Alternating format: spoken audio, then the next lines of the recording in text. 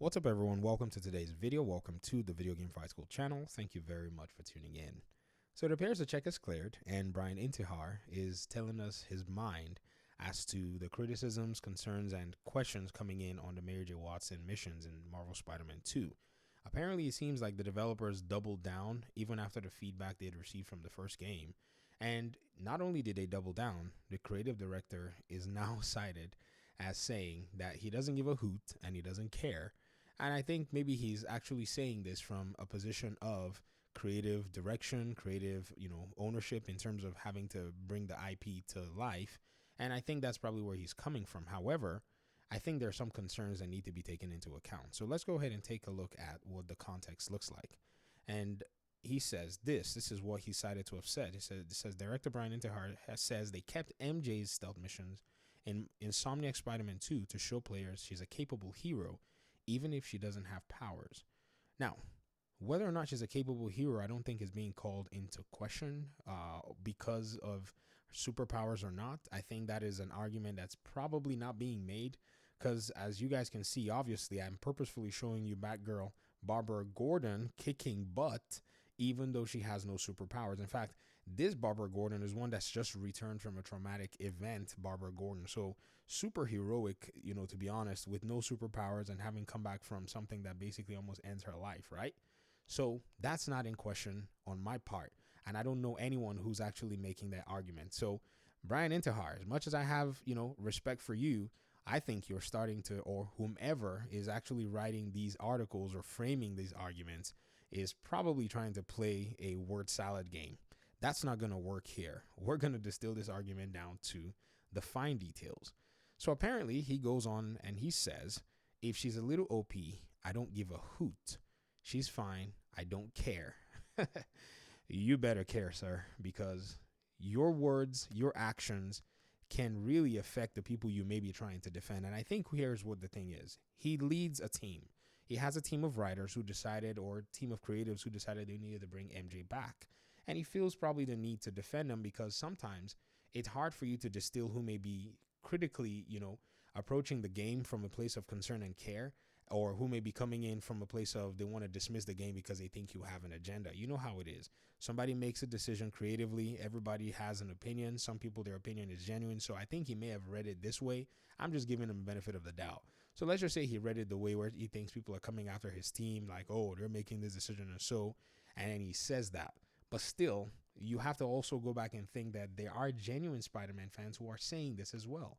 I'm not a Spider-Man fan, and even I didn't even make this argument in the first game. I just thought it was a little tedious, but I saw a lot of Spider-Man fans in the Spider-Man subreddits and all over the place talking about how the Mary Jane Watson missions were somewhat, killers of, how do I put it? They broke the game's flow in a sense. So I started to kind of like look into everything, and I saw a little clip here, and this is where the spoiler is. And this clip was put up by somebody here on Twitter when they said, why is this even in this game? And you see in this clip that Mary J. Watson is just going around with her taser gun, and she's just nuking these hunters. She doesn't even go stealth in this particular clip. Now, full caveat, this looks like it's on easy difficulty, so it makes the AI look really bad. It makes her look overpowered. If you play it on spectacular, it's a one tap. When they see you once, they'll take you out. You're not doing this nonsense that you did. So I guess that's not necessarily, in my opinion anyways, a full picture. So, this video can be taken at face value, but it'll be better if you took it at the, real context that if you play it in a different difficulty, this is not going to be like this. However, it seems like they are in a position where the developers know that she's actually kind of OP because Intihar alludes to this and he says he doesn't care. Now, here is where I think that there might be a canonical or story beat problem overall regarding this. And that is the fact that Insomniac not only has just said that they don't care about the fact that she's OP, they may have inadvertently said that they don't care that they themselves set up story tropes that could have fit better in the place of Mary J. Watson going around taking out hunters, especially when you have characters like Wraith, Black Cat, and even Prowler in the game, whom you showed in the reveal to tease your audience. Now, do you see where that becomes some sort of a complication? We saw Tombstone. We got a cool arc for Tombstone. That was really cool. We saw Prowler. They gave us an explanation. I haven't gotten to a part in the game where I saw Wraith, so maybe she's in the game, but I'm almost to the end and I haven't seen anything meaningful for her. I think she would have played a really interesting role to bring a character arc that we had seen in the game, even all the way through DLC. She was a pivotal character in the very first game. And she was one who threw herself in danger, who saw, who had agendas and all that. So I think she would have made a really cool character in that, position. We saw Black Cat. We saw that they wanted to kind of, take her story a different direction. But I think she would have probably played this role even the most perfect out of all of them, seeing that she's a thief, seeing that she does a lot of stealth missions. She would have, or at least she has to move in stealth in the way that she actually runs things. I think she would have done a really good job. Rather, they had her do a fight sequence with Miles, and then she disappeared to Paris, and that was the only thing that they told us about her. So again, it's very difficult to actually think that Intihar is just saying he doesn't care because of this one thing, but not necessarily considering that there might be more implications to this.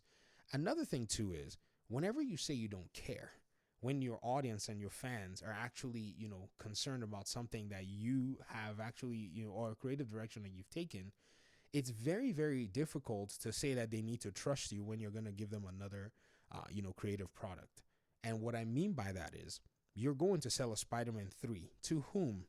To this audience that is telling you that these missions are, in a sense, kind of weird, and you're saying you don't care.